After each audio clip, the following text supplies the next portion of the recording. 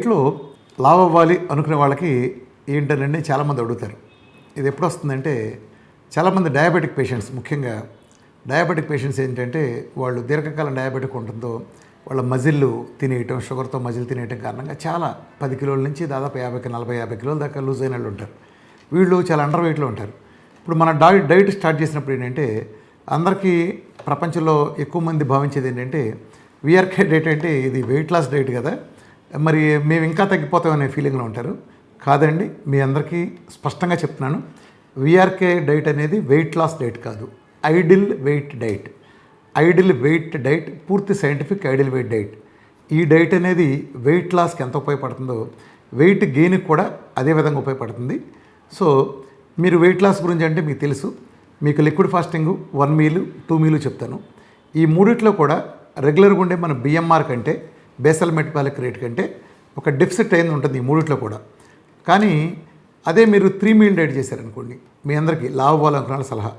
ఇప్పుడు ఒక వ్యక్తి డయాబెటిక్ ఉంటుంది, సార్ నేను ఈ వెయిట్ మెయింటైన్ చేయాలి సార్, నేను తగ్గవసరం లేదు, లావు అవసరం లేదు, సరిపడా ఉన్నాను అని కనుక అనుకుంటే మరి అతను డయాబెటిక్ కోసం 3.5 months వరకు 3 నెలల 21 రోజులు కనీసం డైట్ చేయాల్సి వస్తుంది. కాబట్టి సో అతను తగ్గాల్సిన అవసరం లేకుండా 3 మీల్ డైట్ చేయండి.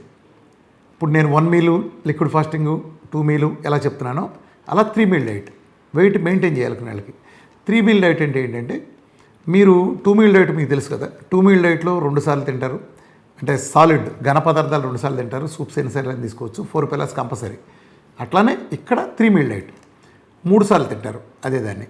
కానీ ఇక్కడ వీళ్ళకి వన్స్ 2 మీల్ దాటిన తర్వాత ఈ 1/2 కిలో మాంసం అని కానీ లేదా అరడజన గుడ్లని ఆంక్షలేం లేవు, వాళ్ళు ఎక్కువ డబుల్ క్వాంటిటీ కూడా దాన్ని తీసుకోవచ్చు. ఇది 3 మీల్ డైట్, ఇది మెయింటెనెన్స్ కోసం.